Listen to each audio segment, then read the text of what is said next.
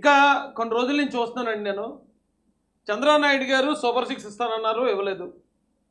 ఆయన ప్రజలను మోసం చేశాడని కొద్దిమంది పని కట్టుకుని ప్రచారం చేస్తున్నారు. ఇక్కడ ప్రజలందరూ గమనించాల్సింది ఒకటే అండి, ఏది ఎవరు చెప్తున్నా సరే దాన్ని 1-10 సార్లు ఆలోచించి నమ్మటం నమ్మకపోవటం అనేది మీరు చేయాలి తప్ప చూసిన ప్రతిదాన్ని నమ్మకండి, విన్న ప్రతిదాన్ని నమ్మద్దు. ఎందుకంటే ఇప్పుడు రాజకీయాలన్నీ చాలా అడ్వాన్స్డ్ అయిపోయాయండి. మీరు ఏం ఆలోచించాలో కూడా రాజకీయ నాయకులే డిసైడ్ చేస్తారు.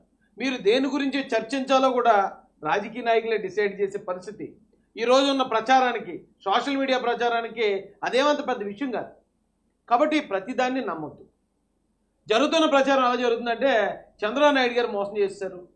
మొన్న ఆయన ఒక వీడియోలో మన రాష్ట్ర ఆర్థిక పరిస్థితులు, మనం ఇప్పుడు ఎలా ఉన్నాం, ఏ రోజు ఏం చేయగలుగుతామని ఆయన మన ఇంట్లో పెద్దగా ఇంట్లో ఖర్చులు ఎంత, ఆదాయం ఎంత అనేది చెప్పాడు ఆయన. ఆ వీడియోను పట్టుకుని ఇక నేను సూపర్ 6 ఇవ్వలేనన్నారు, మోసం చేశారని చెప్పి జగన్మోహన్ రెడ్డి గారి మీడియా బాగా ప్రచారం చేస్తుంది. అయితే దీనిలో నేను కొన్ని వివరాలు మీ ముందు పెడతాను. ఉదాహరణకి నేను ప్రతిరోజు మా ఇంటి దగ్గర నుంచి, ఇప్పుడు కొత్త ఇల్లు చిన్న ఇల్లు కడుతున్నాను కదా కన్స్ట్రక్షన్, ఆ ఇంటి దగ్గరికి వెళ్తూ ఉంటాను. ఈ క్రమంలో ప్రతిరోజు నేను లెఫ్ట్ సైడే నడుచుకుంటూ వెళ్ళేవాడిని. కొన్ని రోజులకి అక్కడ లెఫ్ట్ సైడ్లో ఎవరో వేరే వాళ్ళు ఏదో ఇల్లు కట్టుకుంటూ ఓ పెద్ద ఇసుక కొట్టేశారు. వేస్తే ఆ ఇసుక అక్కడ అడ్డంగా ఉంది కాబట్టి రైట్ నుంచి వెళ్ళడం అలవాటైంది. కొన్ని రోజులు పోయిన తర్వాత ఆ ఇసుక తీసేశారు, అయినా నేను రైట్లోనే నడుచుకుంటూ వెళ్తున్నాను. అంటే అది రూల్కి వ్యతిరేకం అనేది పక్కన పెడితే కొన్ని రోజులు మనకి ఏది అలవాటు అయితే అదే చేస్తాం. జగన్మోహన్ రెడ్డి గారు ఆయన ఇచ్చిన సంక్షేమ పథకాలు, అవి 30 రూపాయల పథకాలు, 40 రూపాయల పథకాలు ఆయన చట్ట వ్యతిరేకంగా ఇచ్చాడు, చట్టానికి లోబడి ఇచ్చాడు. కానీ అది మాత్రం ప్రజలకి అలవాటు చేసాడండి. అలవాటు చేసిన దాని మీద ఇప్పుడు ఈ ప్రచారం చంద్రబాబు నాయుడు గారు ఏమనంటున్నారు అన్నప్పుడు ప్రజలు కొంచెం ఆందోళన పడతారు అనేది వైసీపీ వారి ఆశ. అయితే మరి అందులో ఎంతవరకు దాన్ని ఎలా చెప్పాలో నాకు అర్థం కావట్లేదు. ఏం చెప్పినా ఏదో కూడా వీళ్ళతోటి. ఒకసారి చంద్రబాబు నాయుడు గారి గురించి మాట్లాడదాం. ఇప్పుడు అవును చంద్రబాబు నాయుడు గారు ఉన్నారండి, పోనీ ఆయన్ని అడుగుతాను. ఇప్పుడు నిన్న ఈ మధ్య సంక్రాంతి అనే సినిమా చూశాను. అందులో మోసగాడు మా చినరాజు పాట ఉంది, అలాగే పెట్టాను. ఇది మోసగాడు మా చంద్రబాబు. ఎందుకు ఈయన మోసగాడు అంటున్నానంటే, ఒకవేళ ఇప్పుడు వీళ్ళందరూ ఇలాగ అంటున్నారు డబ్బులు ఇవ్వాలని, ఇచ్చేయచ్చు కదా. డబ్బులు లేవు, ఒకవేళ చంద్రబాబు నాయుడు గారి దగ్గర అంటే డబ్బులు లేవు అనేది నిజం కాదు. ఆయన దగ్గర డబ్బులు ఉన్నాయి. ఆయన దగ్గర ఎంత డబ్బులు ఉన్నాయో తెలుసండి?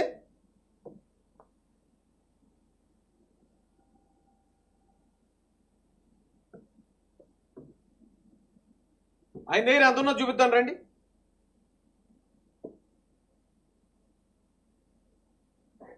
ఇది ఎలా వస్తుందండి? సరే ఇలా చూపిస్తాను. ఇగో చంద్రబాబు నాయుడు గారు, ఈయన దగ్గర ఎన్ని డబ్బులు ఉన్నాయో తెలుసండి? 15,000 కోట్లు ఉంది ఒకటి, 12,157 కోట్లు, 2,245, 5,000, 11,915 ఇలా లెక్కేసుకుంటూ వస్తే ఈయన దగ్గర 48,096 కోట్లు ఉందండి. ఎంత? రూపాయి 2 రూపాయలు కాదండి, 48,096 కోట్లు ఉంది. మరి అన్ని డబ్బులు పెట్టుకుని ఆయన ఇచ్చేయచ్చు కదా. చక్కగా డబ్బులు ఇస్తే ప్రజలందరూ మా చంద్రబాబు నాయుడు గారు ఇచ్చారని పొగుడతారు కదా. జగన్మోహన్ రెడ్డి గారి లాగే ఆయనకంటే పెద్ద పేరు వస్తుంది కదా ఈయనకి. మరి ఇన్ని డబ్బులు ఉన్నా సరే ఈయన ఎందుకు ఇవ్వట్లేదు? చంద్రబాబు నాయుడు గారు ఎలాంటి అంటే అండి, ఒక సిన్సియర్ గవర్నమెంట్ ఆఫీసర్ లాంటి వ్యక్తి. కొద్దిమంది ఉంటారు దానిలో అవినీతి చేస్తూ డబ్బులు తీసుకుంటూ ఆ వచ్చిన డబ్బుల్లో తలా కొంత పంచుతూ ఉంటారు. మరి కొద్దిమంది ఉంటారు ఆ వచ్చిన డబ్బులు దేనికోసం వచ్చాయో దానికే ఖర్చు పెడతారు. ఉదాహరణకి ఈ 15,000 కోట్లు అమరావతి రాజధాని డెవలప్మెంట్ కోసం కేంద్రం ఇచ్చింది. ఇలా మనం చూసుకుంటూ పోతే 12,000 కోట్లు ఇది పోలవరం కోసం వచ్చింది అనుకుంటా. ఇలా అన్నీ వచ్చాయండి. అన్నింటిలో కూడా నా దగ్గర వివరాలు కూడా ఉన్నాయి. కానీ దేనికోసం వచ్చిన డబ్బులు దానికే ఖర్చు పెడతాడు ఈయన. పోలవరం ప్రాజెక్టుకి 12,157 కోట్లు, రాజధాని అమరావతికి అంతకుముందే రైల్వే లైన్ కోసం 2,245 కోట్లు, 5,000 కోట్లతో కొప్పర్తి వారోకల్లో ఇండస్ట్రియల్ కారిడార్ల అభివృద్ధి, విశాఖ రైల్వే జోన్కి శంకుస్థాపనలు అయిపోయి ఆ స్టీల్ని ఆదుకోవడానికి, విశాఖ స్టీల్ని ఆదుకోవడానికి ఇక 11,915 కోట్లు, విశాఖ పోర్టుకి 730 కోట్లు, చెన్నై విశాఖ కారిడార్కు 285 కోట్లు, ప్రకృతి వ్యవసాయానికి 100 కోట్లు, అలాగే ఆరోగ్య వ్యవస్థల బలోపేతానికి 160, ఇలా ప్రతిదానికి దేనికోసం వచ్చిన డబ్బులు దానికి మాత్రమే ఖర్చు పెడతాడు ఈయన. కానీ జగన్ గారు అలా కాదు, దేనికొచ్చినా సరే తలో రూపాయి పంచుతాడు. తెలా పాపం తలా పిడికిడని ఏదో సామెత ఉంది. ఆ వచ్చిన డబ్బుల్ని ఇవేమీ అభివృద్ధి కార్యక్రమాలు చేయకుండా జనానికి పంచడం అనేది జగన్ గారి స్టైల్. అయితే వాస్తవానికి కొద్దిమంది ఆయన పథకాలకు అలవాటు పడిన వాళ్ళు ఉన్నారు. పండగకు 15,000 అకౌంట్లో పడతా ఉంటే బాగానే ఉండేది అప్పట్లో.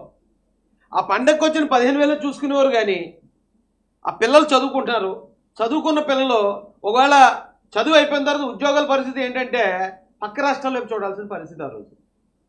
మరి ఈరోజు పరిస్థితి ఎలా ఉందండి? ఈరోజు ఎన్ని ఇండస్ట్రీలు వస్తున్నాయో మనం చూస్తున్నాం. స్టీల్ ప్లాంట్ మళ్ళీ అది పునరుజ్జీవం పొందుతుందంటే దాని అర్థం ఆంధ్రప్రదేశ్లో ఉన్న ఇంజనీరింగ్ కాలేజీలు అన్నింటిలో కూడా అదొక శుభవార్త లాంటిది. ఇంజనీరింగ్ స్టూడెంట్ ప్రతి ఒక్కడు చాలామంది వాళ్ళు కలగంటారు స్టీల్ ప్లాంట్లో ఉద్యోగం చేయాలని. అయితే ఇవన్నీ చెప్తే సాధారణ ప్రజలకు అది అర్థం అవ్వకపోవచ్చు. కానీ ఒకసారి మనం ఆలోచించాలి. ఇప్పుడు పోనీ జగన్మోహన్ రెడ్డి గారు ఇచ్చేశారు, ఆయన వచ్చిన వెంటనే పథకాలన్నీ ఇస్తాడు, వచ్చిన వెంటనే పథకాలన్నీ ఇస్తాడు అంటున్నారు. ఆయన ఏమీ వచ్చిన వెంటనే ఇచ్చేయలేదండి, ఆయనకి టైం పట్టింది. ఇప్పుడు ఆయన మొట్టమొదటి రైతు భరోసా ఇచ్చాడు. ఆయన ఎప్పుడు 2019 5 నెల 30వ తారీఖున ఆయన ప్రమాణ స్వీకారం చేస్తే రైతు భరోసా ఇవ్వడానికి ఆయనకి 5.5 నెలలు పట్టింది. 12,500 చొప్పున రైతులకు ఇవ్వడానికి. అలాగే అమ్మఒడి ఇవ్వడానికి ఆయనకి 8 నెలలు పట్టింది. మీరు కావాలంటే చూసుకోండి, ఇవన్నీ ఈ పథకాలు ఓపెనింగ్ డేట్లు ఇవి. అలాగే వసతి దీవెన ఇవ్వడానికి 9 నెలలు పట్టింది, విద్యాదీవెన ఇవ్వడానికి 1 సంవత్సరం, చేయూత ఇవ్వడానికి 1 సంవత్సరం 4 నెలలు, విదేశీ విద్య ఇవ్వడానికి అయితే 3 సంవత్సరాలు 2 నెలలు పట్టింది. చాలా లేట్ అయింది ఆయనకు కూడా. ఇది అమరావతి కానీ పోలవరం కానీ డెవలప్మెంట్ కానీ ఏమీ చేయకుండా ఆయన ఈ పథకాలు పైనుంచి వచ్చిన డబ్బులు, అప్పులు తెచ్చిన డబ్బులు ఇవన్నీ కలిపి ఇవ్వడానికే 8 నెలలు లేట్ అయిందండి. మరి వేళ అప్పుడే మనం కంగారు పడిపోయి చంద్రబాబు నాయుడు గారి మీద ప్రెజర్ పెట్టిస్తే ఎలాగా? మీకు ఒక కథ చెప్తానండి. అనగనగా ఒక గ్రామం ఉందట. ఆ గ్రామం ఈ గ్రామమే. అందాక నేనుండే గ్రామం నా సొంతూరు, ఇది పేరు రాస్తాను. ఉత్తరగంజి గ్రామం ఉందండి. దీనికి చంద్రయ్య అని ఒక సర్పంచ్ గారు ఉన్నారు. ఈ గ్రామాన్ని డెవలప్ చేయడానికి కేంద్రం నుంచి నిధులు వస్తాయి, కానీ ఆ నిధులు వచ్చినాయి ఖర్చులకు కూడా సరిపోవు. మరి ఇప్పుడు ఈ గ్రామాన్ని డెవలప్ చేయాలంటే ఏం చేయాలి? అందుకని ఈయన ఏం ఆలోచించాడంటే ఆ కేంద్రం నుంచి వచ్చిన నిధులు, పన్నుల రూపంలో వచ్చినవి, లేకపోతే రైతులు కట్టే పనులు, ఈ డబ్బులన్నీ కొంచెంగా సేవ్ చేసి పంచాయతీకి సంబంధించిన స్థలంలో కొన్ని షాపింగ్ కాంప్లెక్స్లు కట్టాడు. ఏమండి? కొన్ని షాపింగ్ కాంప్లెక్స్లు కట్టాడు. ఏంటి ఎలా ఉందని అడగండి. ఈ షాపింగ్ కాంప్లెక్స్, ఈ కిటికీలు, ఓకే. ఈ షాపింగ్ కాంప్లెక్స్లు రెంట్కి ఇస్తే దాని మీద ప్రతి నెల ఆదాయం పంచాయతీకి రావడం మొదలెట్టింది. తర్వాత వచ్చిన డబ్బులు తీన మరో డైరీ ఫామ్ పెట్టాడు. డైరీ ఫామ్ పెట్టి గ్రామంలో ఉన్న రైతులందరి దగ్గర ఈయనే పాల్గొని అది పంచాయతీ తరపున వ్యాపారం చేయడం మొదలుపెట్టాడు. దాని మీద కొంచెం ఆదాయం రావడం మొదలెట్టింది. ఎప్పుడైతే పంచాయతీకి ఆదాయం పెరిగిందో, ఆదాయం పెరిగిన ఆ డబ్బులతోటి వచ్చిన ఆదాయంతో ఈ చంద్రయ్య అనే ప్రెసిడెంట్ గారు ఏం చేసేవారంటే గ్రామంలో బాగా చదువుకుంటున్న పిల్లలకి ఏమైనా ప్రోత్సాహాలు ఇవ్వటం, అనారోగ్యంగా ఉన్న వాళ్ళకి ఏమైనా హాస్పిటల్ తీసుకెళ్ళడానికి ఏమైనా సదుపాయాలు కల్పించటం, ఈ వచ్చిన ఆదాయంతో చేసేవాడు. కొన్ని రోజుల తర్వాత ఇదే పంచాయతీకి జగ్గయ్య అనే ప్రెసిడెంట్ వచ్చాడు. ఈ జగ్గయ్య అనే ప్రెసిడెంట్ గారు వచ్చిన వెంటనే ఈయన ఏం చేశాడు, ఆ చంద్రయ్య కన్నా మనం గొప్పగా చేసినట్టు ఉండాలి, ప్రజలకు అంతకన్నా ఎక్కువ ఇచ్చినట్టు ఉంటే తప్ప మనల్ని గెలిపించడానికి ఉద్దేశంతో ఈయన వచ్చి రావడంతో ఈ షాపింగ్ కాంప్లెక్స్లో డైరీ ఫామ్ అమ్మేశాడు. అమ్మేస్తే వచ్చిన డబ్బుల్ని ఈ గ్రామంలో ఉన్న ప్రతి ఒక్కరికి ఇంటికి 2,000 3,000 చొప్పున పంచేశాడు. పంచేస్తే అంతకుముందు రాని ఈ 2,000 జగ్గయ్య వచ్చినట్టు వచ్చాయని చెప్పి చాలామంది ఆనందపడ్డారు. కానీ అది ఒక సంవత్సరం వచ్చాయి, రెండో సంవత్సరం నుంచి మళ్ళీ ఇవ్వాలంటే అప్పులు చేసి తేవాల్సి వచ్చింది. ఇప్పుడు ఈయన చివరికి వచ్చేటప్పటికి ప్రతి ఇంటికి డబ్బులు ఇచ్చాడు. ఈయన అందరికీ ఇవ్వలేదు కానీ గ్రామాన్ని అభివృద్ధి చేశాడు. ఇప్పుడు మనం వీళ్ళిద్దరిలో ఎవరు గొప్ప నాయకుడు అంటే ఎవరి పేరు చెప్తాం? అక్కడే మన ఆలోచన, మన రాష్ట్రాన్ని అభివృద్ధి చేసుకునే ఆలోచన ఉందా, లేకపోతే రాష్ట్రం సంఖ్యనాకపోయినా పర్లేదు నాకు 10 రూపాయలు వస్తే చాలు అనుకునే ఆలోచన ఉందా అనేది ఇక్కడే మనుషుల్లో తేడా తెలిసిపోద్దండి. ఎందుకు చెప్తున్నాను ఇదంటే మీరు ఒకసారి గమనించండి. భారతదేశంలోనే రిచెస్ట్ స్టేట్లు ఉన్నాయి, మనకంటే కూడా చాలా గొప్ప స్టేట్లు ఉన్నాయి ఇక్కడ. దానిలో మొట్టమొదటి ప్లేస్లో మహారాష్ట్ర ఉందండి. మహారాష్ట్ర ఈ భారతదేశంలోనే అత్యంత ధనిక రాష్ట్రం. ఆ రాష్ట్రంలో లేవు ఈ డబ్బులు పంచడం అనే పథకాలు. మరే మనకన్నా ఎక్కువ డబ్బు ఉంది వాళ్ళ దగ్గర, వాళ్ళు ఎందుకు పంచట్లేదు, జనం ఎందుకు అడగట్లేదు? మహారాష్ట్ర తర్వాత తమిళనాడు ఉంది, తమిళనాడులో కూడా డబ్బులు పంపకాలు లేవండి. కర్ణాటక తర్వాత, ఆ తర్వాత గుజరాత్ ఉంది, ఆ తర్వాత ఉత్తరప్రదేశ్ ఉంది, వెస్ట్ బెంగాల్ ఉంది, రాజస్థాన్ ఉంది, తెలంగాణ. టాప్ 10లో 10వ స్థానంలో తెలంగాణ వచ్చాయి. మనం టాప్ 10లో కూడా లేవు. టాప్ 10లో లేకపోయినా కూడా ఆ పైన 10 రాష్ట్రాల్లో జరగని డబ్బులు పంపకం అనేది మనకు కావాలని మనం కోరుకోవడం, అంటే ఎక్కువ మంది కోరుకోవట్లేదు. ఈ రాష్ట్రంలో 56% మంది కోరుకోవట్లేదు. ఒకవేళ నిజంగా రాష్ట్రం అభివృద్ధి చెంది నిజంగా రాష్ట్రానికి ఆదాయం పెరిగితే చంద్రబాబు నాయుడు గారు ఇస్తానన్న దానికన్నా 2 రెట్లు ఎక్స్ట్రా ఇస్తానన్నాడు. ఆయన ఇస్తాడు కూడా. పైగా ఆయన అన్నీ మొత్తం అన్నీ చెప్పినవన్నీ ఏమీ ఆపేలేదండి. యువతకి 20 లక్షల ఉద్యోగాలు అన్నారు, దానికి సంబంధించిన ఏర్పాట్లు జరుగుతున్నాయి. ఇక ఈయన ఆపిందల్లా ఏడాది 15,000 అనేది, 20,000, మహిళలకు 1,500 అనేది కొంచెం టైం పడుతుంది అన్నారు అంతే. కొంచెం టైం, అది 2 నెలలు అయిపోవచ్చు, 10 నెలలు పట్టవచ్చు, 5 నెలలు అయిపోవచ్చు. ఈ టైం బాండ్లో అది కూడా ఇస్తాడు ఆయన. కానీ మిగతా ఆయన చెప్పిన ఈ ఏదైతే మేనిఫెస్టో ఉందో ఆ మేనిఫెస్టోలో చాలా కార్యక్రమాలు చేశాడు ఆయన. మిగతా అన్నీ చేసుకెళ్తున్నాడు. కేవలం ఎటు వచ్చి మనకు పెట్టుబడి, ఇప్పుడు ఉదాహరణకి మన పెద్దల నుంచి మనకు 10 లక్షల రూపాయలు వచ్చింది అనుకోండి వాటాగానే. ఆ 10 లక్షల రూపాయలు మనం బ్యాంకులో వేసుకోవడం, దాన్ని ఏదైనా వ్యాపారంలో పెట్టుకుని దాని ఆదాయాన్ని మనం ఆ జీవనోపాధికి ఉపయోగించుకోవాలి. కానీ అదంతా మనం కూర్చుని తినేస్తే అయిపోద్ది కదా. ఇప్పుడు ఈ రాష్ట్రానికి వచ్చిన నిధులు, కేంద్ర నిధులు ఏమైతే ఉన్నాయో అది ఈ రాష్ట్రాన్ని డెవలప్ చేయడానికి చంద్రబాబు నాయుడు గారు ఉపయోగిస్తున్నారు అనేది ఈ రాష్ట్రంలోనే 56% ప్రజలకు అర్థమైంది. కొద్దిమందికి అర్థం కాకపోవచ్చు, అర్థం కాని వాళ్ళకి మనం చెప్పాలి. ఇప్పుడు మనం బ్రతకాలంటే మనం కష్టపడి బ్రతకాలి, కానీ ప్రభుత్వం నుంచి వస్తేనే మేము బ్రతకగలం అనే పరిస్థితులు ఈరోజు రాష్ట్రంలో ఎవరు లేరండి. రాష్ట్రం మనకు రాజధాని ఉండాలి, ఇండస్ట్రీలు రావాలి, పోలవరం డెవలప్ అవ్వాలి, ఇలా ఆలోచించే ప్రజలే ఆంధ్రప్రదేశ్లో, అంటే ఆత్మగౌరవంతో ఆలోచించే వాళ్ళు ఎక్కువ మంది ఉన్నారు. అలాగని సంక్షేమ పథకాలు ఇవ్వద్దని అంటలే, ఇస్తే తీసుకుంటారు. అది ఆదాయం మీద వచ్చింది అయి ఉండాలి, కానీ అమ్ముకు తినేలాగా ఉండకూడదు.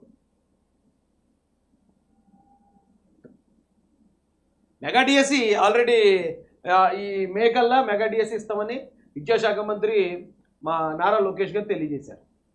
అమరావతి పనులు మొదలయ్యాయి, పోలవరం పనులు మొదలయ్యాయి, అక్కడ రైల్వే జోన్ మొదలైంది, స్టీల్ ప్లాంట్ ప్రైవేటీకరణ ఆగింది. ఇవన్నీ డెవలప్మెంట్స్ కదండి. ఆయన పెన్షన్ పెంచుతా అన్నాడు, పెంచిన పెన్షన్ చెప్పిన విధంగా పెన్షన్ పెంచి ఇంటికి అందిస్తున్నాడు చంద్రబాబు నాయుడు గారు. ఒకటొకటి చేయడానికి మనం కూడా కొంత సమయం ఇవ్వాలి. ప్రత్యర్థులు కంగారు పెడతారు, లేదు ఇంకేవ్వలేదట, మోసం చేస్తారట, డబ్బులు ఇవ్వకుండా ఎగ్గొడుతున్నారట. ఏం ఎగ్గొట్టరు. ఇప్పుడు నిజానికి ఆయన దగ్గర ఉన్న డబ్బులు పనిచేస్తే ఆయనకి చాలా మంచి పేరు వస్తుంది. ఆయన తిట్లు తినక్కర్లే, అయినా తిట్లు తినైనా సరే మనకి మంచి చేయాలనే ఆలోచనతో చంద్రబాబు నాయుడు గారు ఉన్నారు. ఈ రాష్ట్రానికి ఆ రోజున ఆయన 1990లోనే ఎప్పుడూ చెప్పాడు 2020 2020 విజన్ 2020 అని. అంటే 1990 నుంచి 2020 దాకా ఆయన ముఖ్యమంత్రికి ఉండక్కర్లే. కానీ ఆయన ఎప్పుడైతే ఆ మాట అన్నాడో ఆ రోజు వేసిన పునాది ఐటీ హైదరాబాద్కి, అది ఆయన ఉన్నా లేకపోయినా, ముఖ్యమంత్రికి ఉన్నా లేకపోయినా 2020కి వచ్చేటప్పటికి దాని ఫలాలు ఈ రోజున హైదరాబాదు, తెలంగాణ రాష్ట్రం అనుభవిస్తుంది. అలాగే ఇప్పుడు 2047 అంటాడు ఆయన ముఖ్యమంత్రిగా ఉన్నా లేకపోయినా 2047 కల్లా ఇప్పుడు ఆయన చెప్పింది చెప్పినట్టు జరుగుతుంది.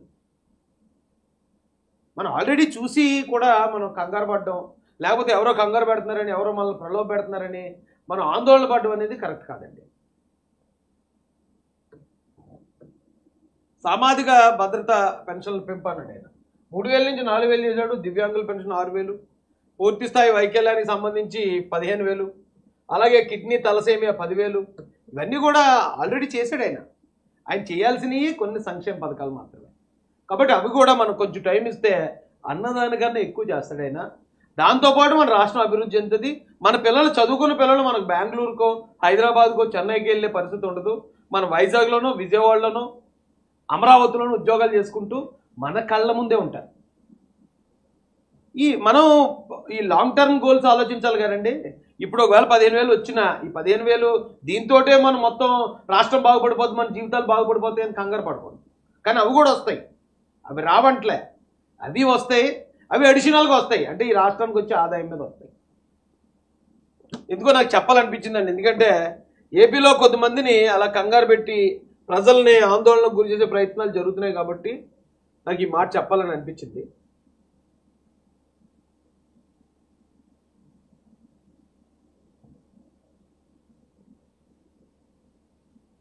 ఇంతమందితో ఇన్ని మాటలైనా పడుతున్నాడు కానీ ఆయన అనుకున్న పందా ఇది అభివృద్ధి అంటే అభివృద్ధి, ఈ ఖర్చులు పలానా దానికి వచ్చి ఈ ఖర్చులు దానికి మాత్రమే చేయాలి, దాని నుంచి వచ్చిన ప్రతిఫలం ప్రజలకు ఇవ్వాలి అనే ఆలోచనలో ఉన్నాడు. అదే జగన్మోహన్ రెడ్డి గారి దగ్గర ఇప్పుడున్న 48,000 కోట్లు అనేది కేంద్రం నుంచి వచ్చింది ఉంటే ఈ పాటికి హుష్ పటాక్ ఊదేదుడు అంతే. అయినా తల రూపాయి పంచేద్దుడు.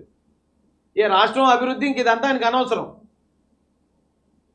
మరి ఆయన ఇష్టపడే వాళ్ళు ఉంటే ఇంకా అంటే ఒకటి చెప్తానండి, రాష్ట్రం అభివృద్ధి అంటే సంక్షేమ పథకాలు రావడానికి అవకాశం ఉంటుంది. కానీ ఓన్లీ సంక్షేమ పథకాలు ఇచ్చి అభివృద్ధిని పక్కన పెడితే ఎప్పటికీ అభివృద్ధి జరగదు. చూసారు కదండి. మరి ఈ వీడియో కనుక మీకు నచ్చినట్లయితే ఒక లైక్ కొట్టేసి మీ అభిప్రాయాన్ని కూడా కామెంట్ బాక్స్లో తెలియజేస్తూ ఇలాంటి ఇంట్రెస్టింగ్ అప్డేట్స్ కోసం మా ఛానల్ని సబ్స్క్రైబ్ చేసుకోండి.